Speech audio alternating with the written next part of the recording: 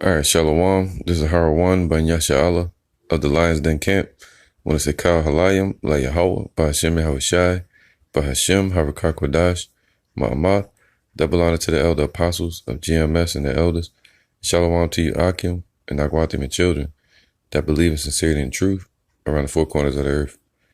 I just want to do this lesson, get it off my spirit, man. It's been eating at me for a few days, so I'm going to go ahead and do it. All right. This is Genesis 1:1. In the beginning, Elohim created the heaven and the earth. All right. Now I'm going to stop right there before we even start. Because a lot of these churches, they teach that in the beginning, God created the heaven and earth. They just teach that it was just the Most High. The Most High is a king. He don't have to do anything. He has servants. And who did he set up to do it? He gave all that power to his son, Yahushai. And Yahushai gave the orders. And from his own hand, he created everything and set it in place, set it in motion, set it in orbit. All right, brought us to life, put us in bodies, all these things, created the spirit. So it says, in the beginning, so now see, let me just read it first. In the beginning, God created the heaven and the earth. So let's see what, let's get into that. This right here,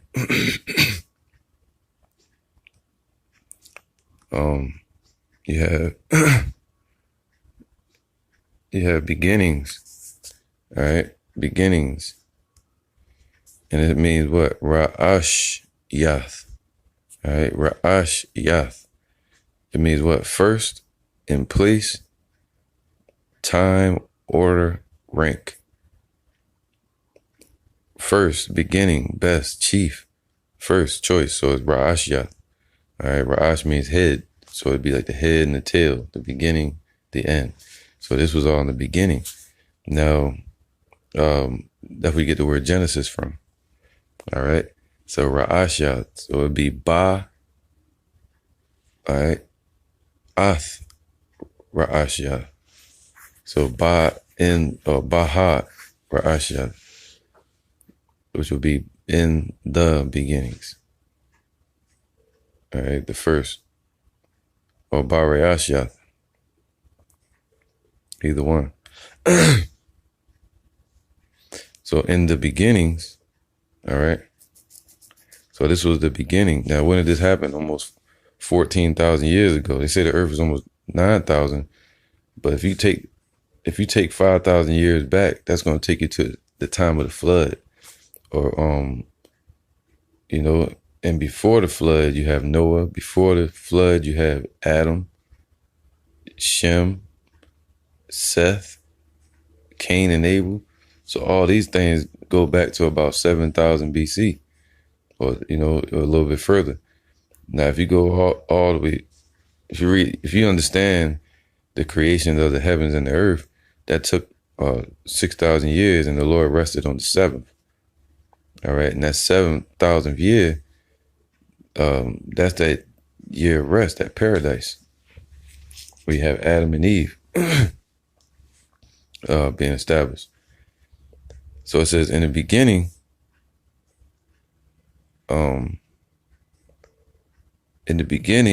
Elohim created the heaven and the earth.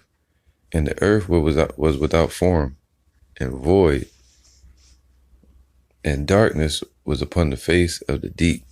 All right. So now, where it says God, in the beginning, God created the heaven and the earth. Right there is talking about the powers. All right.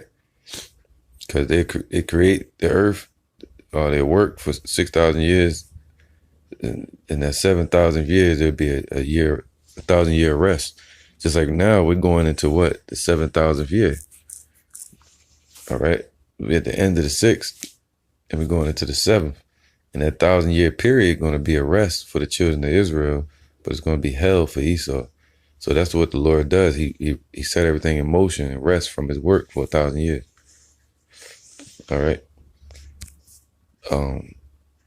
So now let's see real quick what God means. Now you have the word God, which is what? Allah. That's just a title. That's not his name. His name is Yahweh, and his son's name is Yahushua. So-called dark-skinned entities with white and woolly hair.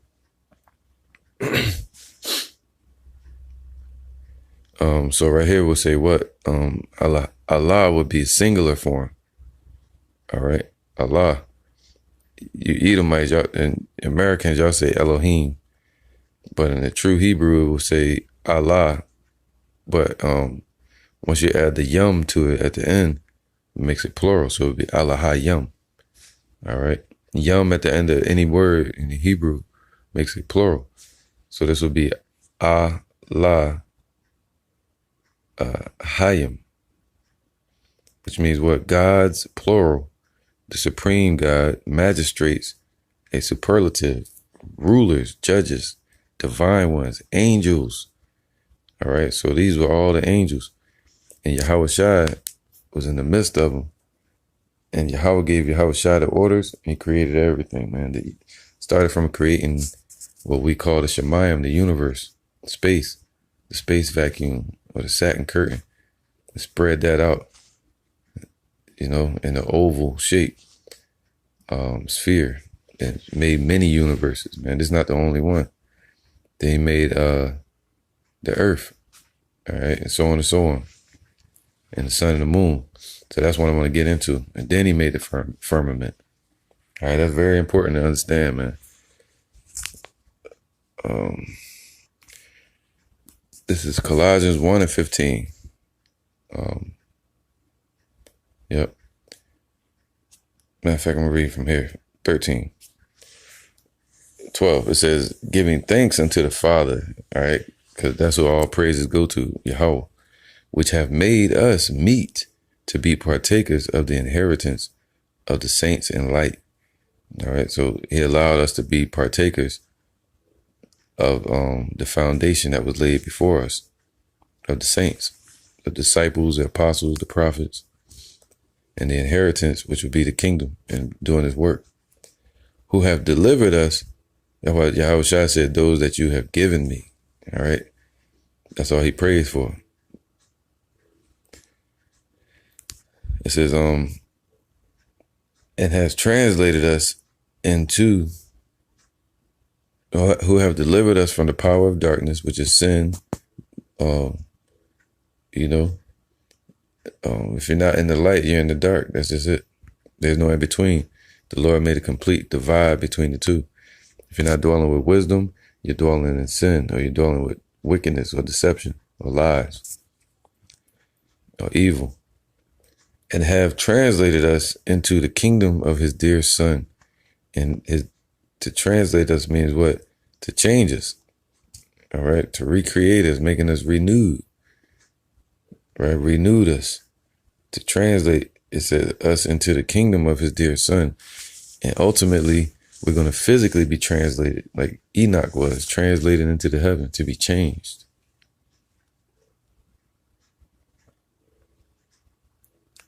Oops.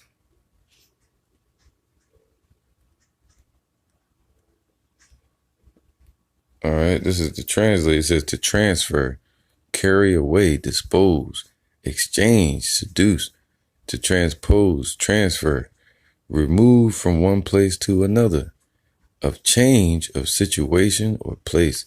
So the Lord said he's going to change our hell into heaven. All right, where we look for a new heaven and a new earth, upon a new way of living upon this earth, to where we'll be the head and not the tail. It'll be righteousness. He said our people shall be all righteous. And that's what we're looking for, to be translated and changed and carried over into the kingdom. Now, it says, in whom we have redemption through his blood, even the forgiveness of sins, man. So not through sacrifice, not through any type of other process. We only have forgiveness of sins through the blood of Yahushua, the cross, who he died for, having faith in his testimony. All right, and children of Israel. And it says, for who is the image of the invisible power, the firstborn of every creature, man. So he's the spitting image of Yahweh. If Yahweh came down in the flesh, that's what he would look like. All right, but they're two separate entities. But he made him like his son. He created him. Upon earth, he had black hair. People always draw and paint him with white hair. That's in the heavens. All right, he had white and woolly hair. But on the earth, he was born just like us. He wasn't born with white and woolly hair. You see a lot of people drawing these pictures and painting pictures of him on the cross with white and woolly hair. It just don't make sense. He could have had some grays, but you know what I mean? If you had the ancient pictures of him, he had black hair. All right, so he had the spirit of Yahweh in him, man. All right. They're in agreement. And he said he gave all judgment over to his son. So Yahweh Shai is a judge. All right. Spitting image of his father. It says a likeness, literally statue, profile, or representation, resemblance. So Yahweh Shai is the representation of Yahweh. All right. Like if you sent your son out to represent you, you know, he's the immediate representation of you. It says, who is the image of the invisible power? So the Lord, so Yahweh made himself visible to these eyes that we have. All right.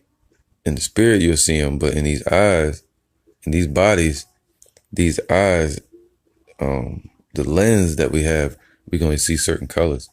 You're going to see certain things, man. All right. So it's called the what? Chains of darkness.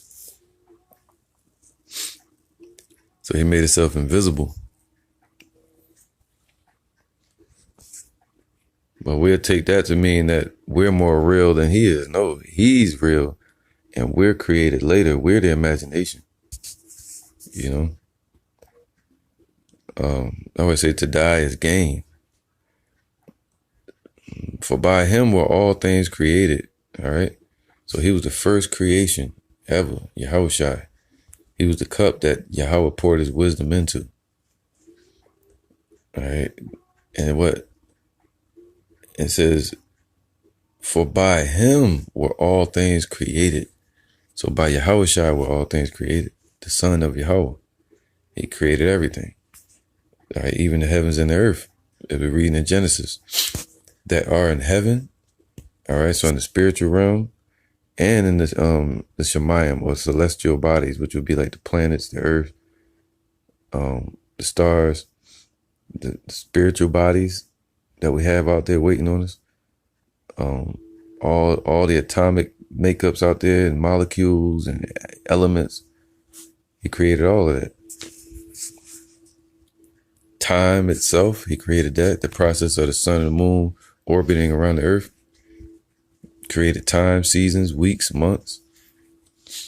Man, it says, for by him were all things created that are in heaven and that are in the earth. All right, so he created, so Yahweh Shai created all these things. That's why I said God, but it's talking about what? Plural, the powers, all right, the angels. And I'm going to show proof on that it wasn't just Yahweh Shai.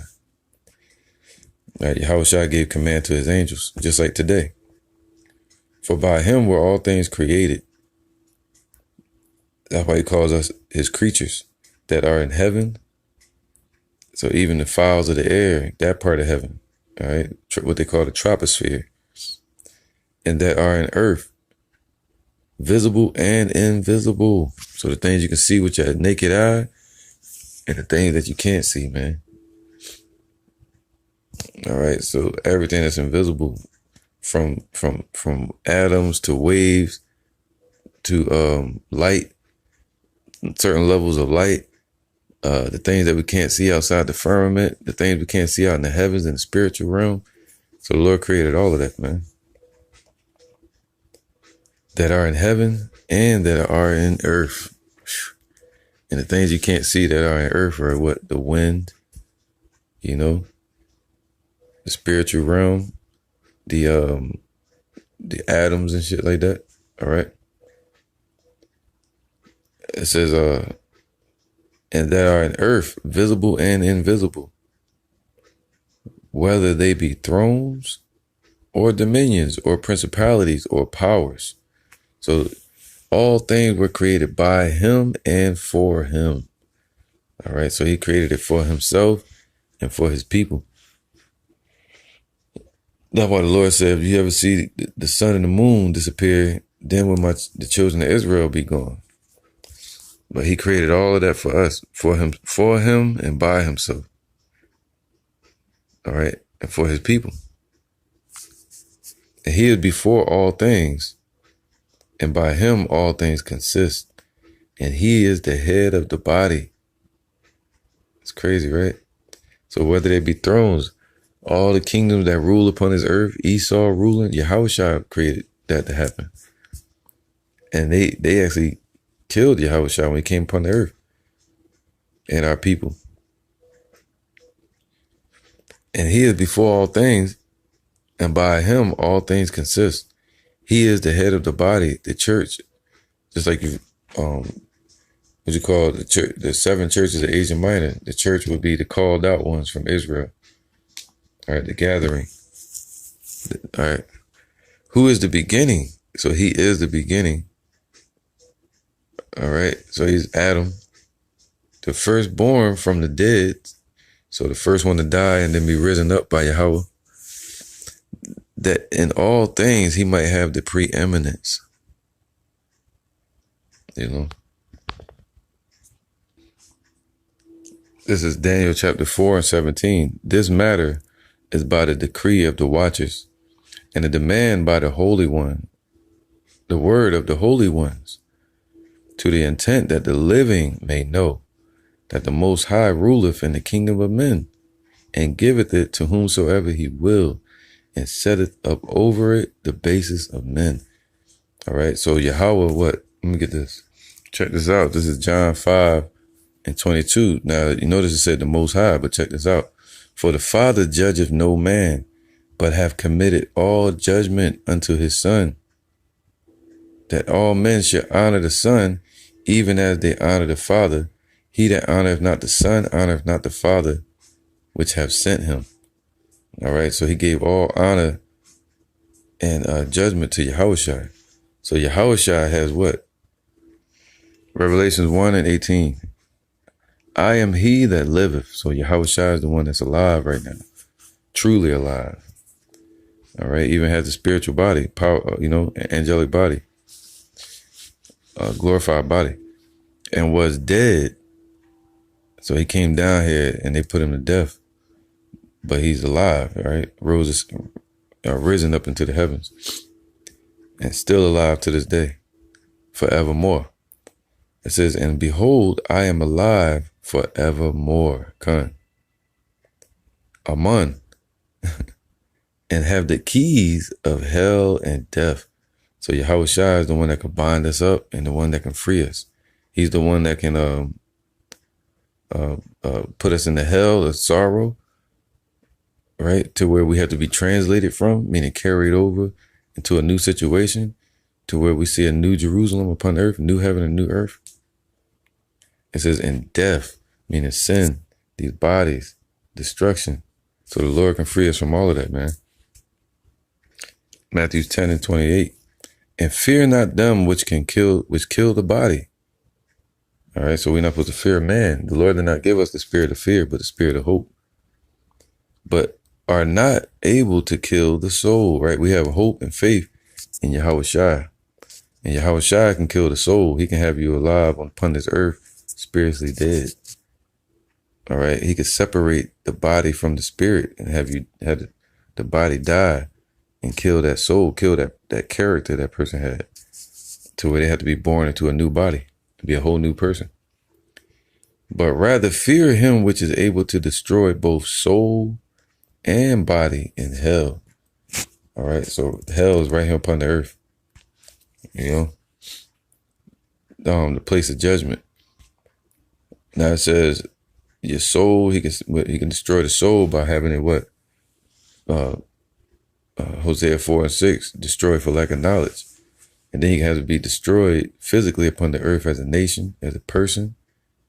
And then as a body, he can have that body be destroyed. So Yahushua has control of all of that, man. To bind up what's upon the earth. This is 2 Ezra 6 and 56. As for the other people which also come of Adam, thou hast said that they are nothing, but be like unto spittle, and has likened the abundance of them unto a drop that falleth from a vessel. So the Lord created the heavens, the earth, all these things for us, man, for himself and us. Because I read it earlier where he said everything was created by him and for him. So now, through the scripture, we understand that he created, he's going to give all these things to us the way Yahweh gave blessings to Yahushua. All right, he's going to glorify and honor his brothers, his servants. Verse 56, but be like unto spittle, and has likened the abundance of them unto a drop that falleth from a vessel. So if you have a bucket and the drop falls out, you're going to keep on moving. You ain't going to worry about that drop. That's how the Lord is not worried about these nations. All right. And now, O Yahweh Ba'ashem Yahushai, behold, these heathen, which have ever been reputed as nothing, have begun to be lords over us and to devour us. But we, thy people, whom thou hast called thy firstborn, all right? So we were with him in the creations of everything. The children of Israel, we're his firstborn. Thy only begotten and thy fervent lover are given into their hands, man. All right, so we're given into the nation's hands. If the world now be made for our sakes, why do we not possess an inheritance with the world? How long shall us endure? And that's an important question. And we know how long it's going to endure until the end of Esau. But why do we not possess an inheritance? This is 2 Ezra chapter 7. This is the next chapter. All right. And it says, and I said, speak on my power. Then said he unto me, the sea is set in a wide place, that it might be deep and great, right? Because the kingdom is already established, is already set up for us. It's a reward, it's a prize that we have to work towards. All right. That it might be deep and great. So the wide place is what? This world. And he said, wide is the gate to destruction, and narrow is the way to the kingdom. All right. But put the case, the entrance were narrow and like a river. All right. So a river coursing in one direction toward the kingdom. Who then, because that's what this life is going towards, the kingdom. Those that desire righteousness, that's what you're going to receive, because that's what's coming. This whole life is moving, coursing towards the kingdom. Different courses in life. It's all heading towards the end. All right. The end of the system. It's going to it's going to turn into what? The wide open sea, which is going to be the kingdom. Who then could go into the sea to look upon it and to rule it if he went not through the narrow? How can he come into the broad? All right. So, all right. Now here go the point. I'm gonna end it with this one. On this point, 2 Ezra 7 and 6. There is also another thing. A city is builded. All right. So it's already built. He said the kingdom is already prepared and set upon a broad field, and is full of all good things. The entrance thereof is narrow. All right. So that's what the affliction. That's what the scriptures say. Work out your own salvation with fear and trembling. All right. He says, so narrow what? That only one man can go through at once. So, all right. So it's an individual deliverance. All right, it says, and is set in a dangerous place to fall. And that's his world today. This world was given to the hand of the wicked. So the Lord had these heathens establish a wicked environment for us, hell. It says a place to fall, like as if there were fire on the right hand, with that adversity, the furnace of affliction, and on the left hand, the deep water. All right, the affliction and the adversity. All right, the waters of affliction and the fire of adversity, or something like that. And one only path between them both, even between the fire and the water, so small that there could but one man go there at once. All right, so it's so now if you look at this world, this current world, the scriptures say, oh man, I might have to get it because I'm gonna get it after this. If the city now were given unto a man for an inheritance, if he never shall pass the danger set before it, how shall he receive this inheritance? All right, so there's a goal that we got to reach, and it's set up for every man to enter his own path at once towards the kingdom, working out his own salvation with fear and trembling. We enter into this life one at a time through reincarnation. Because if all Israel were here in the kingdom, if he brought us all on the earth right now, the earth couldn't hold it. Just like a womb, the womb couldn't hold all babies being born at the same time. All right, everything's done in process of time, one by one. And that's why he had to set up order, set up ranking, set up Yahushua first, the head and the tail, the chain links, right? And I said,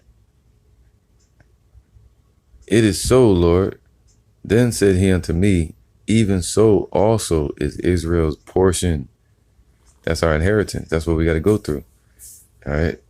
No servant is greater than his master.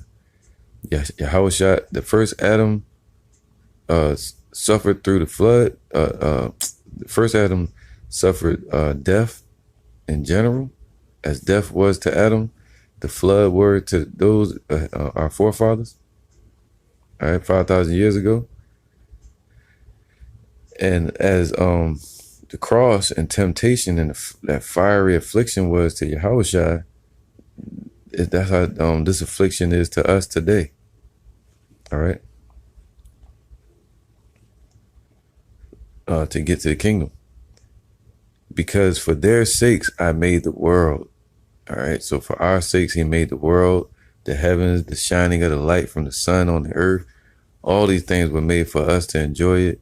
He made the moon, the seasons, the times, all these things for us, not for the world. It says full of sorrow and travail. So like it. Because for their sakes I made the world. And when Adam transgressed my statutes, then was decreed that now is done.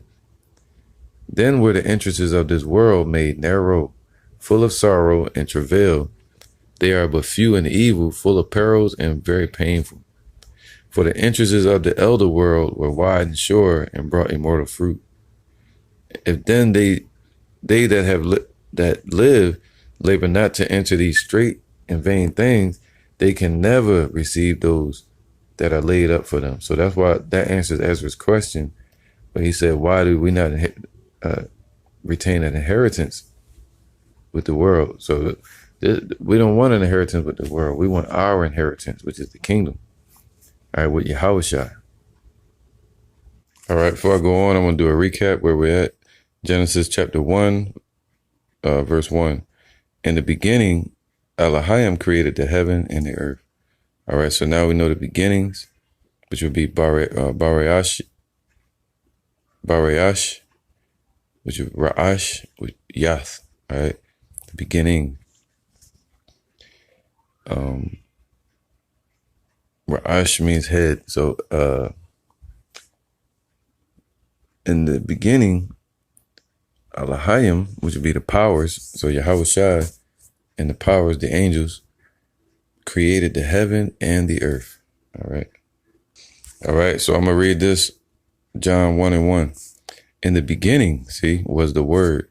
And that the Word represents who? Revelation 19 and 11. And I saw heaven open, and behold, a white horse, talking about the chariots of Yahushua. And he that sat upon him was called Faithful and True. And in righteousness he doeth judge and make war. All right, remember, all judgment was committed unto Yahushua, and to make war. In Exodus it says that the Lord is a man of war. Yahushua is his name. All right, the son of Yahweh. Right there it say Yahweh, but in these times we know it's talking about his son, Yahushua. He's the man of war. His eyes were as a flame of fire, and on his head were many crowns. And he had a name written that no man knew but he himself, meaning him and the people that's like him. In those last days, they're going to be the only ones left.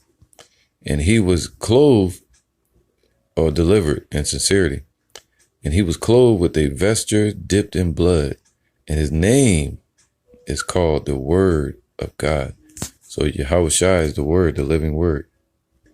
All right, so John 1:1. In the beginning was the Word. So Yahushua was from the beginning. This is John 8:58. And Yahushua said unto them, Verily, verily, I say unto you, before Abraham was, I am. All right.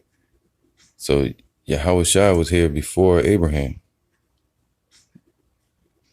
Revelations 1:7. Behold, he cometh with clouds, and every eye shall see him, and they also which pierced him, and all kindreds of the earth shall wail because of him. So when Yahushua returns, the people that pierced him, so who's that? Jake pierced him in the side with the spear, and Esau. All right. Now it says, I am Alpha and Omega. Now Alpha is the first letter of the Greek alphabet, and Omega is the last letter of the Greek, or character of the Greek alphabet. Now, in our Hebrew, it would be Ah and the Tha. All right. Ah represents the head or leader, and you have the Tha meaning the end. All right. So he's the one that's going to show up and put put whoever in the lead, and he's also going to show up and put whoever in the end, from the beginning all the way to the end. He was here. He's the one that established everything. So he was here from the beginning. And he's going to show up and be the same son of Yahweh in the end, but more glorified. It says, saith Yahushua, which is and was, and which was, and which is to come, the Almighty. So Yahweh gave him power, so he'll be the Almighty. Alashadja, bringing power. He coming in the power of Yahweh, his own glory, and in the power, the glory of the holy angels. All right, just as in the beginning. In the beginning was the Word, and the Word was with the powers. See, it's supposed to say powers right there. All right, but it says God. So it's talking about Yahushua was with Yahweh and the angels from the beginning. And the Word was a power himself. All right, I'm reading it the correct way. So the Word was God. So he was a power too. One of the powers. The same was in the beginning with the powers, or power. So Yahushua was with Yahweh and the angels from the beginning. This is Psalm 68:17. The chariots of Yahweh are 20,000, even thousands of angels. See, the powers. The Lord, Yahushua, is among them. So Yahushua is with the angels, man. As in Sinai. So he was with the angels that appeared to Moses in Mount Sinai. All right. From the beginning. It's crazy, right? In the holy place. So that was Yahushua all the way from the beginning, all the way in Deuteronomy, Genesis. All right. So the same, verse 2, John 1 and 2, the same was in the beginning with the powers. So it said he's in the midst of them. All things were made by him, and without him was not anything made that was made. So even the angels, Yahweh made them. All right, by the power of Yahweh. If you're sitting here listening to this today, Yahweh made you. In him was life, and the life was the light of men. All right, so Yahweh is what? The one that created everything. All right, I'm not going to go too far into this because I want to save some for the next lesson I do on Genesis chapter, the rest of Genesis chapter 1 and going into Genesis chapter, where is it at? All right. So I want to finish up Genesis chapter 1, probably later on throughout this day. All right. So now I'm going to finish this real quick. 2nd Ezra 6 and 38. And I said, O Lord, thou spakest from the beginning of creation. Now, this is another point too, man. It wasn't just the angel Uriel speaking to Ezra. It was a point in the scriptures with Ezra that Yahweh stepped out and spoke to him, man. And, you know, kind of cut him with scripture a little bit and with the truth.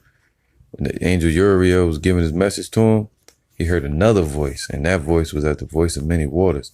And that was Yahweh. That's why he started saying, Lord. All right. It says, O Lord, thou spakest from the beginning of the creation, even the first day, and said thus, let heaven and earth be made, and thy word was made perfect. Now I want to end it on that point because it shows the power of Yahweh and who we're dealing with and who's dealing with us and who these people are mocking and scoffing at. But another point it shows is that Yahweh is from the beginning and he created all things. Now, it said, let the heaven and the earth be made. So that's the first day. He made the things out in the heavens, which would be the sun, moon, and the stars. All right. And what you call the Shemayim. All right. And Yahweh Ratazah showed that on the next lesson. And this is just an opener. All right. Shalom. But actually, you know what? Before I say Shalom, let me go back to Genesis. Genesis 1 and 1. In the beginning, God created the heaven and the earth. So now you understand what he created and who created it. All right. So let me get something else real quick. Let me see. This is heaven. So he made the heavens, which would be Shemayim. You see that? Shamayim. All right. Because you have Mayim, which will represent the waters. All right. The water that you drink, the water that you see.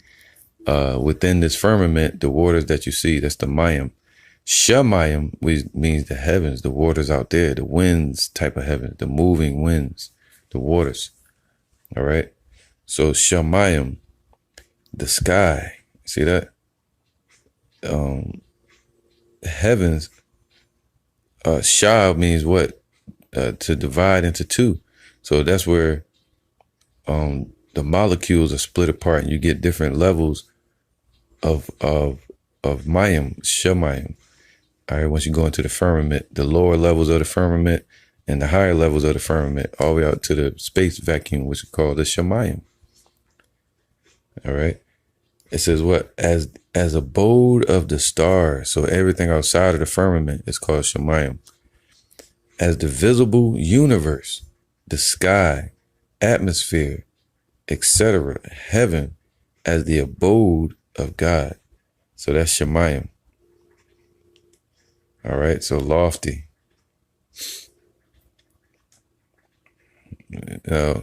So he made the heavens, created all of that, and then created the earth, which is Aratazah. All right, Aratazah. All right, terrain or land, earth, whole, as opposed to a part, earth, as opposed to heaven, earth, inhabitants. So he created what? That ball of earth. It was just a dark mass. And I'm going to get into that next on the next lesson. All right, Shalom. Hope this was edifying.